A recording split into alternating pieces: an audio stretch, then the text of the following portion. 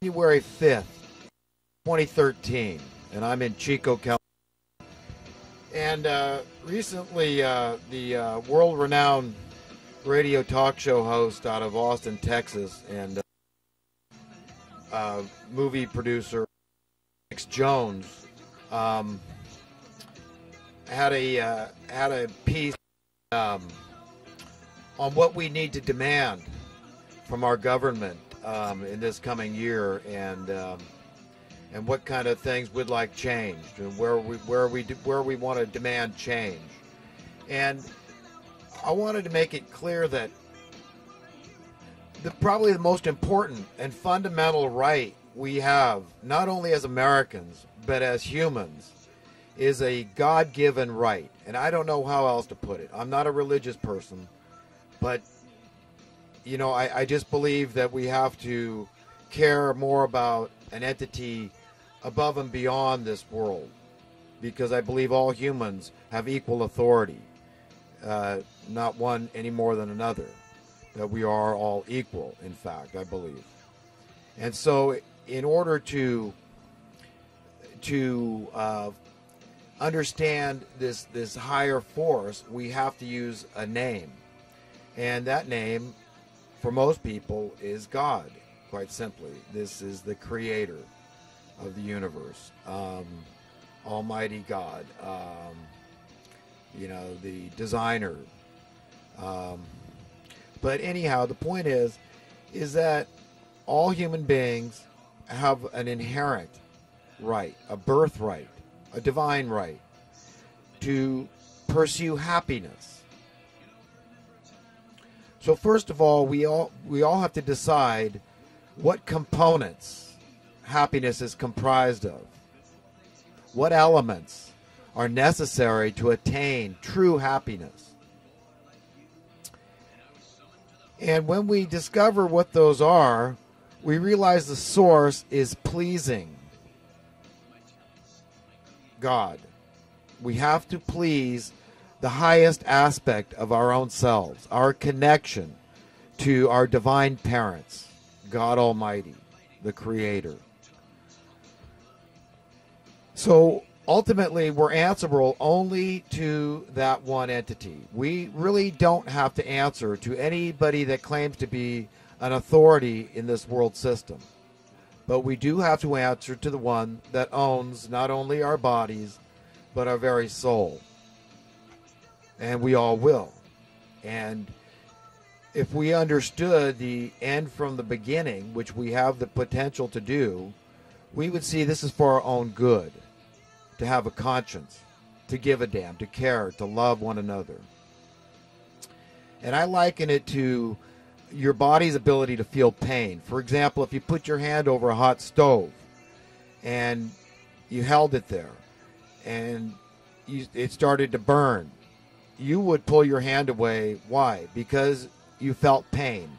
It was your body's protective mechanism that said, if you keep on doing this, you're going to cremate your hand, and you're going to be in a world of hurt as a result. And this is the same for your conscience. You need to care about pleasing somebody other than a human being. Ultimately, you have to realize this is your only judge is this one. Okay? And when you understand that, you'll look at things a lot differently. And you'll understand that is the source of all true happiness. And so,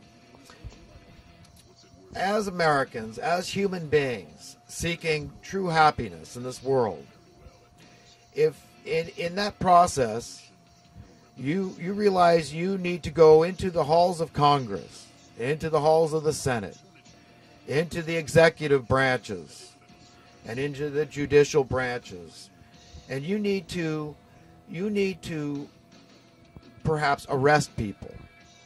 You need to arrest people perhaps on the floor of the Wall Street stock market. Okay, this is, if you realize that these people are affecting your happiness, okay, by controlling your life in an illegitimate manner that you have not given consent to, and you realize that they are behaving like criminals. They are engaging in criminal behavior, and they are are refusing to give us what we really need. And what we really need is sound currency. I've said it before, and I'll say it again. It's so critical to understand what we need to demand. We need to demand sound currency. Okay? That is our demand. And you have to understand the hazards of continuing down this path of debased currency, of fiat money. It's a disaster looming for humanity. More and more of us are going to die by the wayside.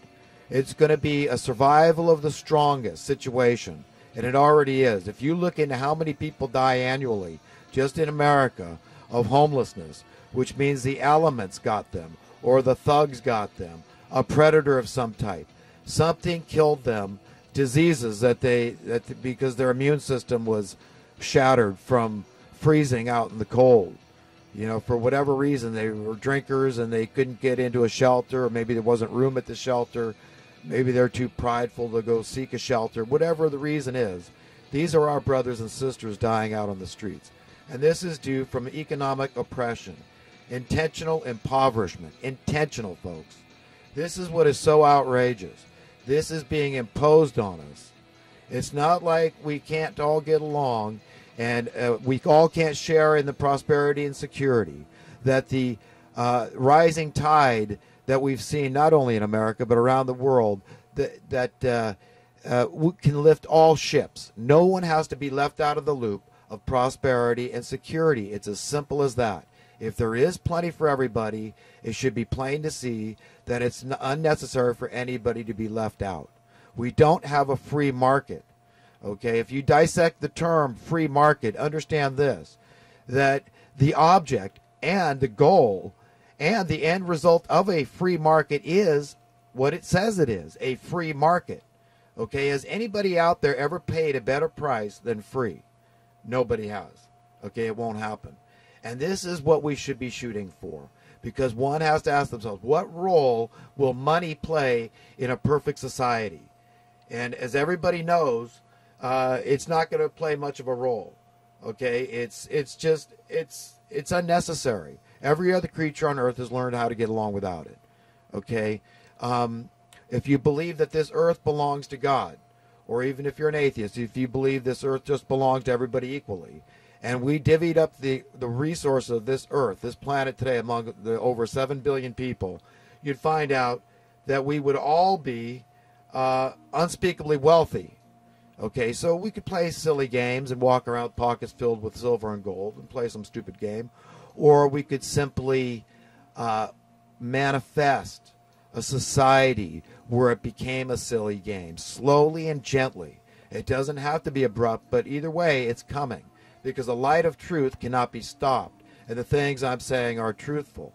And if you look into the great writings of economists such as Adam Smith in his Wealth of Nations, it's a tedious book to get through. There's a lot of just facts and figures and stuff that's not going to help much, but you'll run into these nuggets in the book. When he points out the same thing I'm telling you, a free market will produce a free market eventually. Okay? And this is something that our illegitimate criminal overlords that are controlling us through money, enforced by violence. That's how they're running things. Trickery, deceit. They're liars, thieves. They're everything. These are the ones ruling things, are the ones willing to stoop to the lowest levels of inhumanity. Okay? It's everything they can do to keep us stupid for not understanding these basic truths. Okay? If you had sound currency like JFK tried to give us, okay, which they would not allow any competition in that regard. But you would see that